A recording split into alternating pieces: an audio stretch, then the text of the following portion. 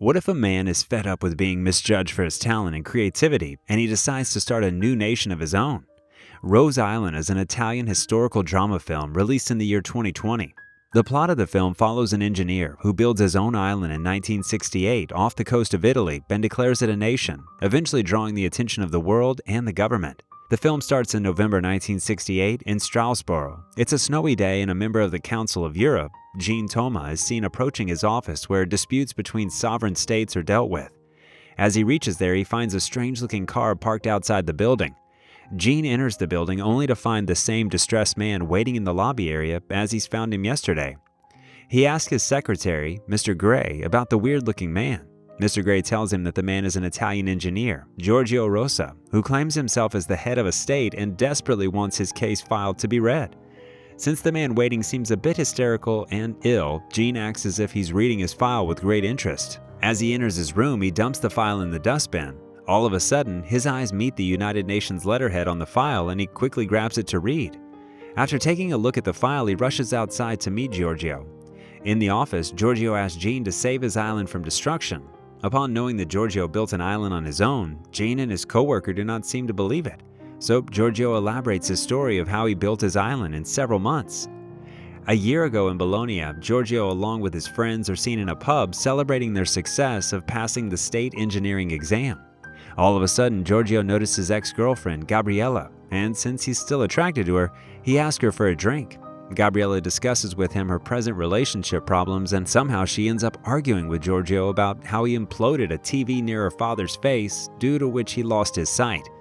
Gabriella decides to go home after the argument, and Giorgio offers to drive her in his self-engineered car. On their way, Giorgio explains to her the construction of the car and tries to impress her with his humorous jokes. Suddenly, they're pulled over by the cops for driving a vehicle with no license plate. Giorgio gives the officer his ID but has no registration for the car that he himself built. Gabriella is enraged by Giorgio for not following the law, as she herself is a law associate. The officers run their criminal records only to find that Giorgio has been banned from flying as he flew an unregistered plane before. Giorgio feels agitated with the country's laws of getting everything registered. When the officers try to impound Giorgio's car, he starts panicking and finally ends up in jail, whereas Gabriella is released as she had no criminal record. The next morning, Giorgio is released on bail by his father, who is worried about his son's unusual behavior and asks him to get normal. He asks Giorgio to work for a motorbike racer as he's ready to give him a nice job after looking at the blueprints of his car. Giorgio becomes frustrated by his father for showing his stuff to someone else without his permission and gets out of the car. He goes straight to meet Gabriella and sits in her class where she's giving a lecture. Upon seeing Giorgio in the class, Gabriella gets irritated and wraps up her lecture quickly. She leaves the class with Giorgio and bursts onto him for almost getting her arrested last night. Gabriella is planning to apply for tenure and cannot afford to have a criminal record. Giorgio apologizes to her but hints to her that they can still get back together. Gabriella straightaway refuses as she thinks that he is careless and lives in his own world. Her words spark a flame in Giorgio's mind that he should build a world of his own where there are no laws to follow. 3 months later in Imola, Giorgio has taken the job that his father asked him to, which is to work as an engineer for a motorbike racer. He seems quite unhappy with his job. During a race, he is asked to hold a sign to the bikers to inform them about a change. While doing so, Giorgio gets distracted by a billboard of an oil platform and he gets a new idea. Indulged in his thought process, he lowers the sign, which results in the biker getting crashed. Exasperated with Giorgio's absent-mindedness, the biker smacks his helmet on Giorgio's face. The scene cuts to Giorgio's friend, Maurizio Orlandani, who's seen in his father's office in Rimini. His father is worried about his company's funds being stolen. Maurizio blames the employees for stealing money from the company. A moment later, he spots Giorgio outside the office and goes to meet him. Giorgio proposes the idea of building an island out of steel outside the Italian territorial waters by following an oil platform design. He aims to make a world where he can embody his dreams and aspirations. Maurizio instantly becomes a fan of his idea and decides to quit the job at his father's company as he loathes it the most. So they start by finding out how other platforms are built and come to know that they will need 30 pillars of reinforced concrete foundation and an underwater concrete injector. Maurizio explains to Giorgio that they will need a huge amount of money to pay the workers, plus a special cargo ship to transport the pillars. Giorgio's genius mind instantly comes with an idea that hollow pillars can float on water and this way they can reduce the cost of a cargo ship. He demonstrates his idea to Maurizio in his bathroom tub and tells him that once the pillars are in their right position, they can fill them with water in order for them to stand and act as the island's foundation. So they set out on a small boat with hollow pillars behind them. The money required for all this construction came from Maurizio, which he stole from his father's safe while working in his shipyard. As they reach the international waters, Maurizio steps out of the ship to fill one of the pillars with water and positions it correctly. For a moment, Giorgio panics when Maurizio is underwater, but soon Maurizio comes out and is ecstatic that their plan is working. This way, they install the pillars on the seabed and build a 400 square meter platform. Back to the present, council members keep increasing in Jean's office to listen to Giorgio's awe-striking story. They find it difficult to believe that two people built a large platform without drawing anyone's attention. Giorgio tells him that no one noticed until they started to work on getting their own water through drilling. One day while drilling, a Coast Guard ship stops by and asks them to cease all activities as he thinks that they are trying to intrude on the public airwaves. But after Maurizio and Giorgio explain to him that they're just looking for water without any radio, they're left alone. Soon the island is ready and it has fresh supply of water. Maurizio leaves to drop the workers back on land, whereas Giorgio decides to spend his first night on the island where everything seems so peaceful. Suddenly, a dangerous storm hits the seas with high waves and strong wind. In the middle of the storm, Giorgio notices a boat with a man asking for help, and so he shelters him.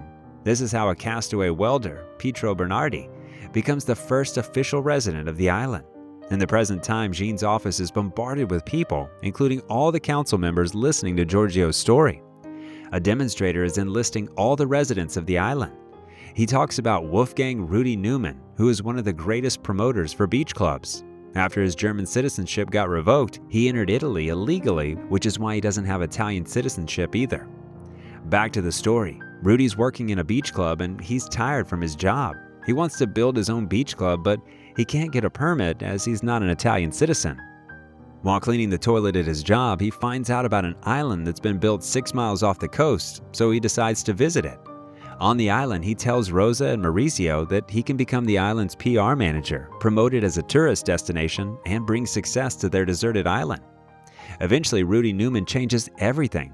People started coming from afar and rumors about a free, independent state spread like wildfire all across Europe.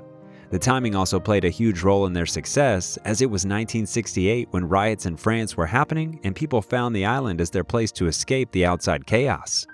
Rudy sets Esperanto as the official language of the state and renames the state from Maurizio and Giorgio's island to Rose Island. Soon, they were all over the newspapers and a hot topic in the country. Franca, a 19-year-old pregnant girl, reads about the island in the newspaper and offers to become a bar attendant there.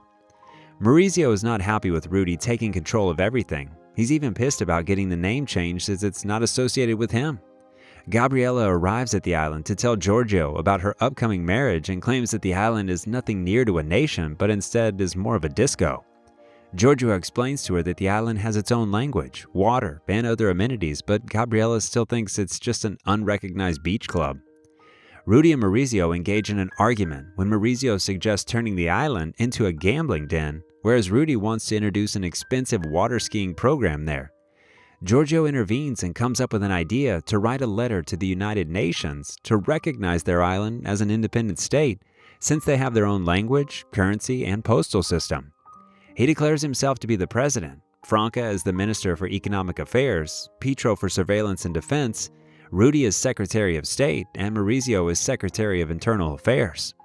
Maurizio and Rudy object that it might be risky to draw the UN's attention, but Giorgio is adamant to get his island recognized. So he sends a letter to the United Nations headquarters in New York.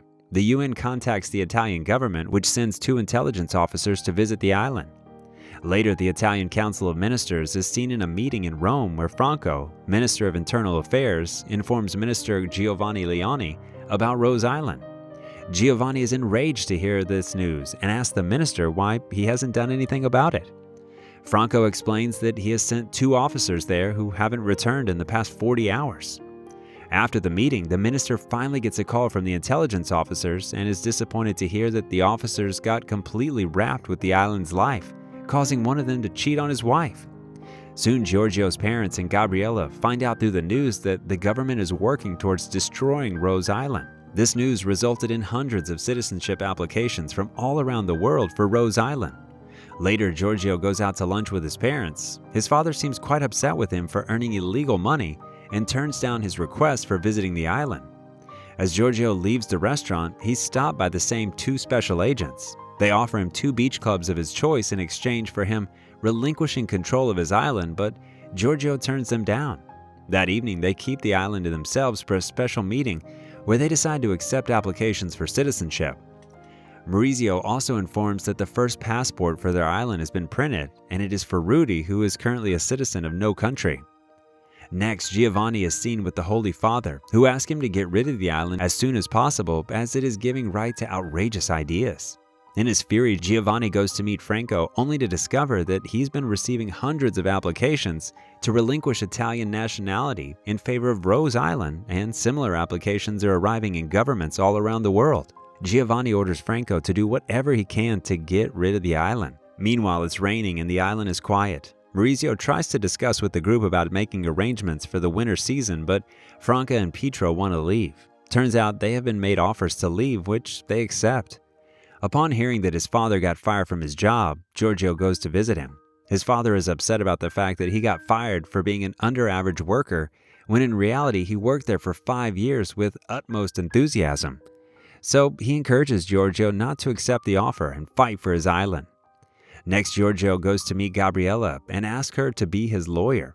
She refuses and advises him to approach the Council of Europe for help, so he goes to the impound car area to take back his car and also steals a license plate from another car. And this is how he ends up here in the Council of Europe. After listening to his story, he's asked by the head of the council to wait till they proceed with his application.